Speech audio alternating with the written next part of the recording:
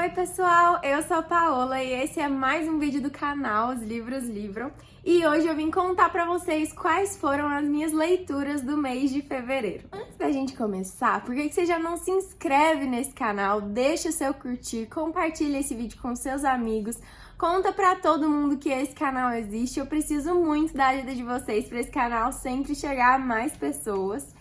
E se for comprar qualquer coisa na Amazon, gente, compra pelo link que eu sempre deixo no box de descrição, que me ajuda demais, não altera o valor pra vocês. E é uma forma de patrocinar o conteúdo desse canal sem gastar nada a mais por isso, tá bom? Vamos começar então. Gente, eu vou começar falando que o mês de fevereiro não foi um mês com muitas leituras igual janeiro foi. Já foi um mês mais fraco de leituras pra mim. Não sei se é porque o mês foi um pouco menor ou foi a correria assim do dia a dia mesmo. Eu acabei lendo menos, mas eu li livros muito bons e eu acho que a qualidade dos livros que eu li... Saiu 2 favoritos esse mês, então eu acho que... Convenhamos, né, gente? 2 favoritos num mês de poucas leituras é muita coisa. Vou começar com um livro que foi a última leitura que eu fiz no mês de janeiro, mas não entrou na TBR do mês passado, porque eu terminei ela assim no primeiro dia de fevereiro, sabe? Então eu deixei pra esse vídeo do que falar sobre ele lá no mês anterior, até porque eu não tinha terminado ele ainda, então eu tava esperando terminar pra tirar minhas conclusões sobre o livro. Que foi o livro O Duque que eu Conquistei, da Scarlett Peckham. Esse livro a gente leu lá no grupo de leitura conjunta. Pra quem não sabe, eu tenho um grupo de leitura conjunta que a gente faz leituras todo mês. Já tem aí, se eu não me engano, 5 meses que a gente tá lendo junto. Então, se você tiver interesse em ler com a gente, eu sempre deixo o link na bio do Instagram dos Livros Livram. E o link do Instagram está aqui no box de descrição. Então, clica aqui, vai lá, me segue nas outras redes sociais também pra gente ficar mais próximo. E entra no grupo do WhatsApp pra gente conversar, pra gente ler junto. Esse aqui foi a leitura do mês de janeiro. E a leitura do mês de fevereiro eu também vou falar aqui nesse vídeo, porque a gente já finalizou. Mas eu confesso, gente, que esse livro eu tava com grandes expectativas e acabei me frustrando um pouco. É uma história que vai contar... Ele é um romance de época, então tem o seu lado hot, só que... eu acho que a forma como foi colocado nesse livro, não sei explicar, gente, acho que perdeu um pouco o sentido. Eu esperava mais do livro, sabe? Acho que eu esperava mais da história. Aqui a gente tem um casal que é composto por uma florista, que é a Poppy, e um duque. É um duque? Acho que ele é um duque, gente. Ele é um duque, que é o Duque de Westmead. O protagonista masculino aqui, o Duque, ele tem um trauma do passado, ele passou por uma situação muito difícil há muitos anos atrás, ele ficou traumatizado com isso, e a única forma que ele encontra, né, de superar isso, de lidar com essa dor, não é nem de superar, porque eu acho que ele não... A forma como a gente conhece esse protagonista, ele não tá tentando superar, ele tá tentando se punir diariamente pra se lembrar da dor, porque ele tem muita culpa, ele sente muita culpa, então ele não tá tentando superar, é uma forma de penitência que ele impõe a si mesmo, sabe? Ele tem um lado obscuro e esse é o foco do livro, sabe? O segredo que ele guarda, essa chave misteriosa que ele carrega pra todos os lados. Uma mulher misteriosa chamada Helena, que é uma mulher que ajuda ele com esse lado meio sombrio dele. A nossa florista, ela tem algumas coisas do passado também, ela tem algumas pessoas que são amigos dela que a gente não entende muito bem, mas não faz bem pra ela, essa dinâmica dela familiar, assim, não foi muito bem construída. Porque a gente vê muito falar sobre os parentes dela, sobre esses amigos dela, mas só aparece um amigo. A relação que ela tem com esse cara é uma relação que eu também não entendo, porque ela busca sempre ajudar ele, mas ele é um cara super idiota com ela, sabe? Então eu não entendo essa amizade. Fala-se muito que ela está perdendo o terreno da floricultura, que ela vai ter que mudar para um outro lugar, que ela tá tendo que mudar essa floricultura para outro lugar. Fala-se muito que o herdeiro do lugar onde ela está atualmente vai vir e vai tirar ela de lá. Mas a gente não encontra esses familiares dela, não, e a gente não, em momento nenhum, a gente tem um aprofundamento das relações familiares nem dela, com a família, nem com os amigos, e o foco é muito no trauma dele. Eu acho que, por mais que a Poppy seja a protagonista principal aqui, ela ainda assim é uma personagem um tanto secundária em questão de introduzir mesmo qual é o passado dela, qual é a história dela. Ela é uma personagem forte, sabe? Eu gostei da personalidade dela. Mas, ao mesmo tempo, isso não se mantém ao longo do livro todo, sabe? Em vários momentos ela perde um pouco essa identidade que ela construiu até determinado momento do livro. E a partir daquilo, ela se torna uma outra pessoa com outras características e a gente fica um pouco perdido com as escolhas dela, sabe? O protagonista, no caso, o Duque, eu não consegui me identificar com ele, eu não consegui gostar dele. Eu entendo o trauma, mas eu não entendo a forma como isso é trabalhado. Acho que pode ser porque eu realmente não entendo essa forma de pensar, né? A gente tem aqui um lado sádico um pouquinho, masoquista. Então, eu acho o livro em si, ele tem uma premissa muito interessante, mas eu não achei tão bem trabalhado, sabe? Eu acho que é isso. Eu dei 3 estrelas pra esse livro e foi por causa desses pontos que eu falei pra vocês. Não é uma leitura péssima, horrível, não odiei o livro. É só porque realmente eu esperava mais, eu tava com grandes expectativas. Eu vi muita gente elogiando esse livro e pra mim ele não foi grande coisa, sabe? Eu acho que o principal é isso. Vale ressaltar, gente, que mesmo ele não sendo uma das melhores leituras que eu já fiz, não sendo um livro favoritado, eu tenho vontade de ler a continuação da série, porque a personagem que vai ter sua história contada no segundo livro é uma personagem que já aparece no primeiro e eu gostei bastante dela. Ela chama muita atenção da gente no primeiro livro. E em vários momentos ela rouba a cena.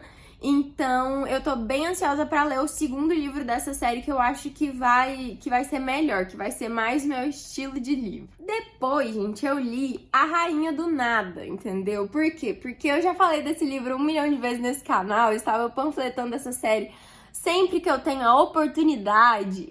Inclusive, se você ainda não viu, tem um vídeo aqui no canal onde eu faço uma resenha da série como um todo, e abrange todos os pontos importantes que eu acho, não só desse livro, mas como dos outros 2 livros, dos primeiros livros. Então, se você ainda não conhece essa série, gente, pelo amor de Deus, tá na hora de ler esse livro. Esse não, né? O primeiro. Começa essa série, gente, é muito boa. É uma das poucas fantasias, assim, que são favoritas pra mim e que eu entrei, assim, no fã-clube mesmo, sabe? Eu virei fã de carteirinha dessa série. Eu sou uma pessoa que não entra pra fã-clube com muita facilidade, nem em livros de romance, muito menos em livros de fantasia, porque eu não costumo me identificar muito com a história ou com os personagens, ou às vezes eu não compro muito o mundo que as pessoas estão criando. Eu gosto de ler fantasias, mas são poucas as fantasias que me integram mesmo a história, sabe? Que fazem eu viver aquilo e sentir com eles e criar teorias e tomar partido, entendeu? Então, esse livro fez isso comigo, essa série fez isso comigo. Eu gostei demais, demais, demais, demais. Eu já falei mais sobre essa série, então eu não vou me estender aqui nesse vídeo. Vai lá no canal, vou deixar o link aqui nos cards pra você ir lá conferir o vídeo que eu falo só sobre essa série. Pelo amor de Deus, você não me deixa de ver esse vídeo, você não me deixa de ler essa série, entendeu? É muito boa. E como eu estava nesse embalo aí de ler fantasias, eu tava muito animada pra continuar lendo fantasias, que eu acho que depois que eu li Príncipe Cruel, Rei Perverso, meio que deu um estalo na minha cabeça, girou uma chavinha assim, em que eu tava com muita vontade de ler mais fantasias. Eu tava querendo só ler fantasias, pra falar a verdade. Aí eu resolvi, e tinha um livro, gente, esse que é o livro que eu vou falar pra vocês, era um livro que tava empacado na minha estante já há algum tempo, e eu não tava sendo o momento nunca de ler ele, sabe? Porque eu tava assim, eu tinha gostado do primeiro livro, mas não era aquela coisa, não tinha gostado tanto assim. Eu ia continuar a série, mas esse segundo livro não era um livro que eu estava muito correndo pra ler, sabe? Aí quando eu terminei A Rainha do Nada, eu pensei, eu acho que agora é a hora, porque eu estou procurando uma fantasia pra ler. Eu sei que eu gosto da escrita dessa autora, esse livro tá empacado na minha estante, então eu acho que tá na hora de ler ele. Que foi Coroa da Meia-Noite, que é Coroa da Meia-Noite? Coroa da Meia-Noite, que é o volume 2 da série Trono de Vidro. Gente, eu vou confessar pra vocês que esse livro me surpreendeu, mas também eu tive um começo difícil com ele. Então, vamos por partes. Eu comecei essa história animada pra ler mais fantasias. Ao mesmo tempo, eu tinha um certo impedimento com a escrita da Sarah nessa série. Por quê? Porque eu acho o universo aqui um pouco mais devagar, da gente entender, não só da gente entender, mas da gente participar, da gente gostar. Não sei explicar, gente, pode ser que seja coisa minha. O primeiro livro eu achei muito introdutório, é bom, mas não é grande coisa pra mim, tá? O segundo livro começa da mesma forma do primeiro. Eu achei o começo muito devagar. Eu não conseguia me identificar com os personagens. Eu não conseguia gostar da Selina. Eu acho que pronuncia Selina o nome dela. Enfim, da protagonista, né, desse livro, dessa série. Eu não conseguia gostar dela. Eu não conseguia me identificar com ela. Eu não conseguia gostar das escolhas que ela fazia, me identificar com as escolhas. Eu não conseguia concordar com nada no começo desse livro, entendeu? Aí eu tava me estressando. O Cal lá, que é o nosso envolvimento romântico, pelo menos nesse começo, assim, que a gente tem uma espécie de triângulo amoroso surgindo no primeiro livro, que é com o príncipe e com o Cal, que é o chefe da guarda. Aí aqui nesse livro a gente ainda tem alguns resquícios desse triângulo amoroso. Não é um romance muito focado no romance, entendeu? Não é um romance com muito destaque, isso que eu tô querendo dizer, não é um romance com muito destaque na história. O que me surpreendeu, porque a Sarah J. Maas em Corte de Espinhos e Rosas, a gente tem tramas políticas, mas o foco é no romance. Aqui a gente tem romance, mas os focos são nas tramas políticas, pelo menos até o momento, né, nessa série. Então, as 100 primeiras páginas foi forçado. Foi tipo assim, eu quero, vou ler, mas eu tava meio que me obrigando um pouco a ler. Aí, quando foi chegando no meio do livro, eu comecei a ficar um pouco curiosa com algumas coisas, mas nada demais também. Eu tava pensando, acho que pode ser que tenha uma coisa interessante por aqui. Mas nada muito definido ainda, sabe? Eu só comecei a ter um pouquinho mais de curiosidade com algumas coisas da história. E aí foi dando do meio pro final do livro, gente, e o livro começou a ficar muito interessante, mas tipo, muito interessante. Eu comecei a me envolver mesmo na história, comecei a gostar da protagonista. Não é uma protagonista que eu amo de paixão, mas agora eu já gosto mais dela, principalmente com o plot final desse livro. É um plot que me deixou muito curiosa pra ler o próximo. E é por isso que no final do livro ele se tornou uma das minhas séries que tem potencial para ser uma série favorita. Por quê? Porque a construção da trama é lenta, mas ela tá começando a ficar muito interessante. Então, assim, eu vejo muito potencial nessa história, nos livros dessa série, tô vendo muito potencial. Nada concretizado ainda, mas é isso que eu tinha pra falar pra vocês sobre esse livro. Ele foi um livro que me surpreendeu muito. Eu não sei se todo mundo teve essa mesma experiência que eu tive com o Trono de Vidro desde o primeiro livro.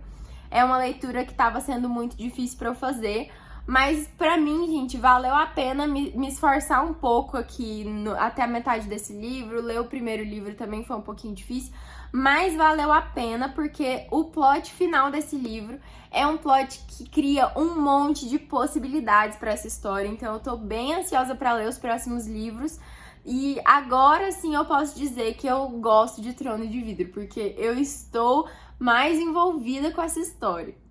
Me conta o que você acha dessa série, se eu estou criando expectativas irreais, baseadas em nada. Me conta nos comentários se você já leu essa série, o que você acha, se vale a pena, porque assim, eu tô com grandes expectativas e eu espero não me frustrar.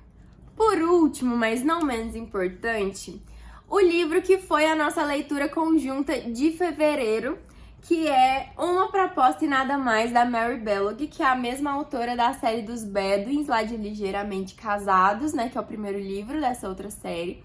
Aqui a gente tem uma série que se passa no mesmo universo de Ligeiramente Casados, no mesmo universo ali da família Bedouin. Inclusive, a gente vê alguns personagens da família Bedouin aqui nesse livro como plano de fundo, como interação social. Então, é legal se ler na ordem, sabe? É legal ler a série dos Bedouins primeiro, pra depois vir pra essa daqui.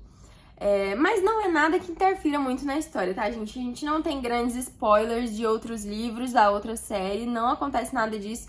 É só aquela coisa mesmo de, nossa, fui em tal festa, vi tal pessoa, e você pensa, nossa, tal pessoa é daquele livro, mas é basicamente isso, a interação é essa. Aqui a gente tem um herói de guerra, ele ganhou um título porque ele liderou uma missão suicida na guerra e ele saiu de lá vivo, né? Nesse processo, muitos dos soldados dele morreram, então ele se sente muito culpado pela morte dessas pessoas, porque ele era o comandante, não sei como é que fala, né? O responsável Ele era o responsável pela missão, então ele se sente responsável pela morte dos companheiros dele.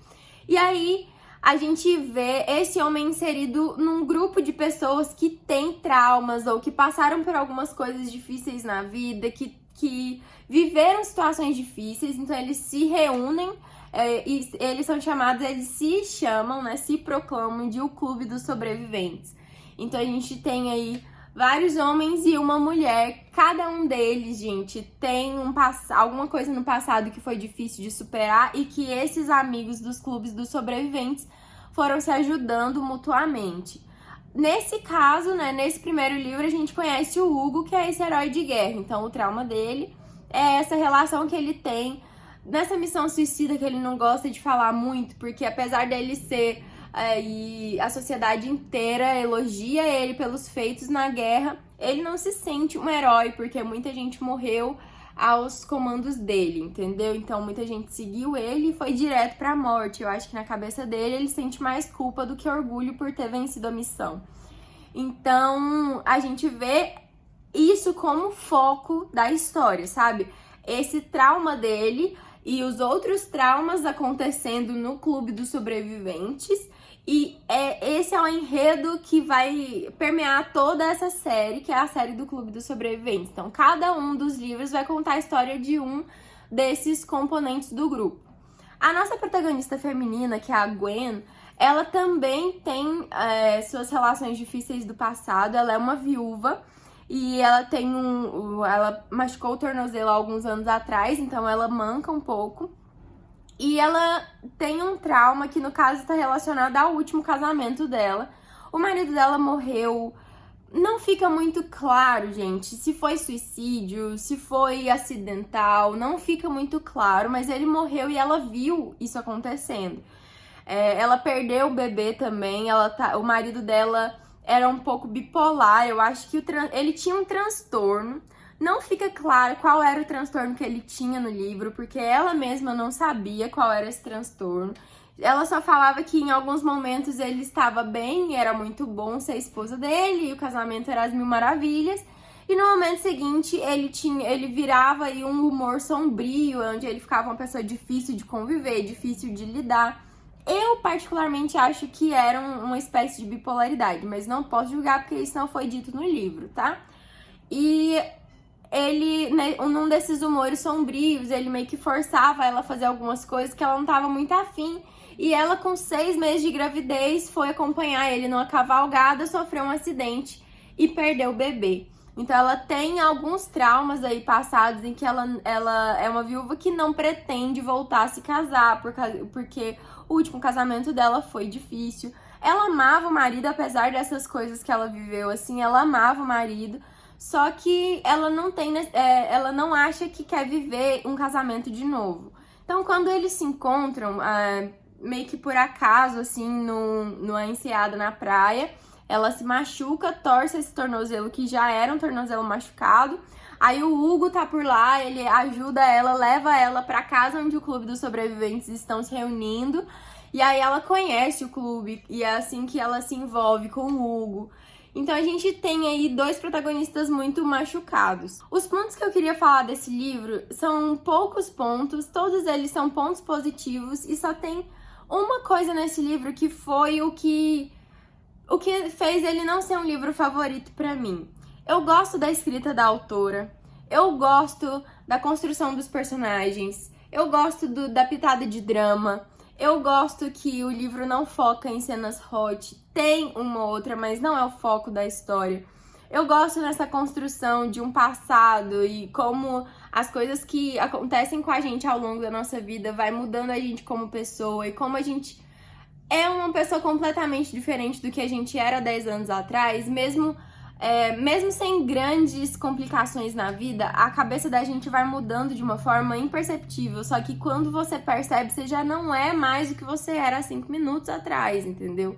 Então, eu acho bonito a forma como a autora trata essas questões mais profundas.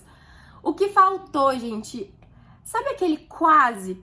Faltou um pouco de química, faltou um pouco de emoção. Por mais que seja um livro cheio de drama, né, que tem questões mais pesadas e tudo mais, é um livro ok, entendeu? Ele é um livro ok. Ele não vai fazer seu coração acelerar, ele não vai fazer você chorar, ele não vai fazer você dar gargalhada.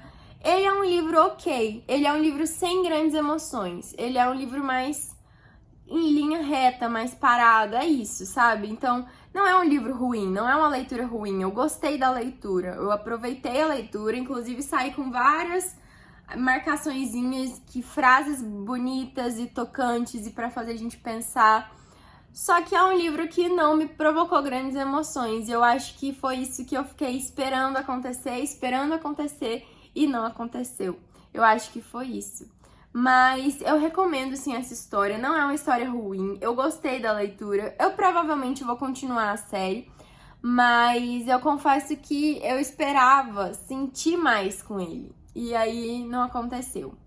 Por isso eu dei 3 estrelas pro livro, e é isso, eu espero que vocês não me condenem, porque eu vi muita gente gostando do livro, eu vi muita gente falando, nossa, Paula, você vai amar, é um livro muito bom.